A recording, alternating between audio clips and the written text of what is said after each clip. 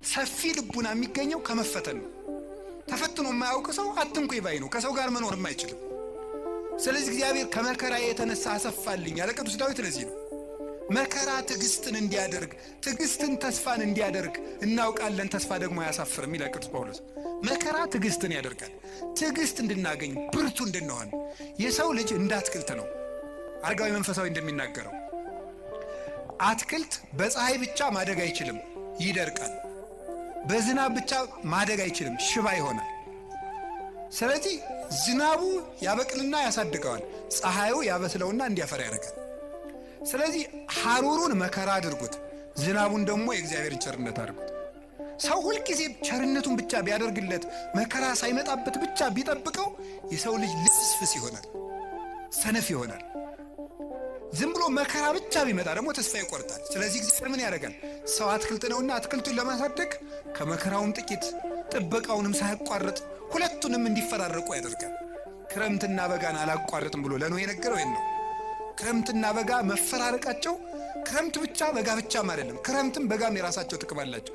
በጋ መከራ ነው፣ ክረምት ደግሞ ቸርነት ነው። ሁለቱም ደግሞ ተፈራርቀው ይተረጎማሉ ተለውጠው። ስለዚህ እግዚአብሔር እንደዚህ የሚያደርገው ለምንድነው ሳለ እንድንበስል ከመመከራ ለሃይማኖት ጥቅም።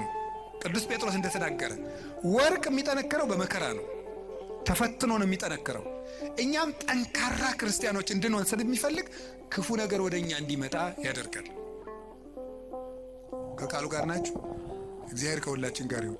ገበሬ እንዴት እርሻ እንደሚያስለምዱ ብታውቁ ተመስገን ነው። እኔ ገጠር ስላደኩኝ አባቶች ልጁን ቁጥቋጦ ለማስተማር አጣጥ አጋብ የሚባል እሾህ አለ።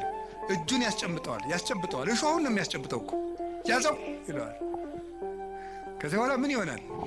መጨረሻ ላይ በቃ ምንም ነገር እልፍ የማይበሳው ይኖረዋል ማለት ነው። ወታደሮችን እንዴት እንደሚያሰለጥኗቸው ታውቃላችሁ አይደል? የታየኸው መጽሐፍ ቅዱስ ነግሮኝ ነው እንጂ እኔ ወታደር አላየሁም።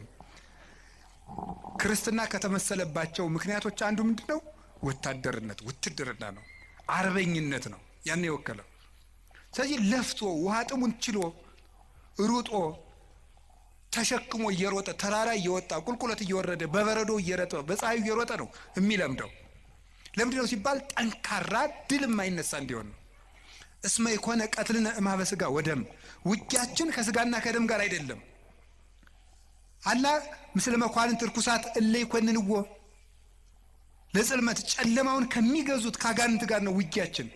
ለስጋዊ ውጊያ ስጋዊ ብርታት እንደሚያስፈልገው ለመንፈሳዊ ውጊያ መንፈሳዊ ብርታት ያስፈልገዋል።